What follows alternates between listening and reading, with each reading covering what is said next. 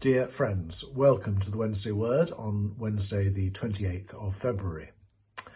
As many of you will know, last week Nicola and I returned from 10 days in Hong Kong and Vietnam, visiting our son Jack, who is teaching English as a foreign language in a Chinese school in Hong Kong.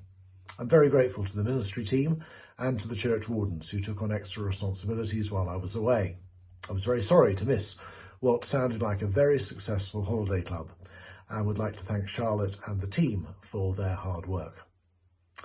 Our time in Hong Kong coincided with Chinese New Year, which is a time of national celebration, fireworks, parades, and it was a very exciting and colourful time to be there.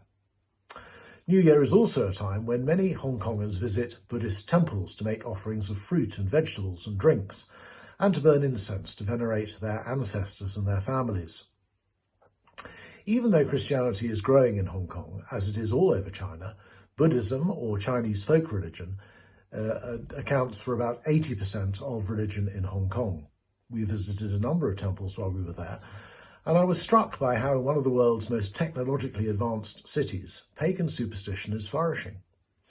But I also found myself troubled by such pagan worship, and was reminded of Paul's reaction to the pagan temples of the Greek gods in Athens. He was greatly distressed to see that the city was full of idols. Paul couldn't observe the worship of the Athenians with the cool detachment of a tourist. He was distressed by the darkness and ignorance of those who worshipped false gods, and he was jealous for the honour and glory of the one true God. And I felt a similar sense of distress and jealousy at the Buddhist temples in Hong Kong. But I also felt the same as I walked around some of the other temples of Hong Kong, skyscrapers dedicated to the gods of money and success and power, which dominate the skyline, the International Commercial Centre, the Bank of China Tower, and Central Plaza. These temples attract even more worshippers than the Buddhist temples, and have many more people in their thrall. Now, it's easy for Christians to become rather superior and judgmental in the face of idolatry, whether it be in the form of pagan religion or the worship of money and power. Well, Paul was neither superior nor judgmental when he observed the false worship of Athens. Yes, he was distressed, but then he entered into reasoned discussion with the Athenian philosophers, and he tried to show them that the true God does not live in temples, and nor does he need offerings. He doesn't depend on us, we depend on him for life and breath and everything else.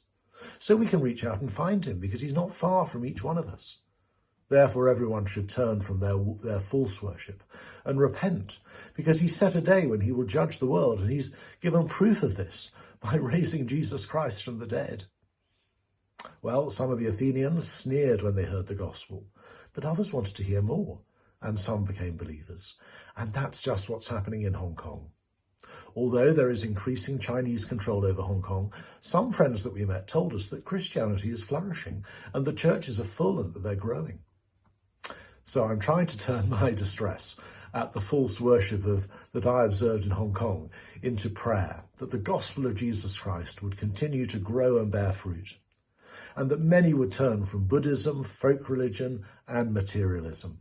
And then that the Chinese church would challenge the idolatry and false worship of the West, our worship of the gods of secularism and materialism and wokeism and theological liberalism, and that revival would come from the East. God bless you today.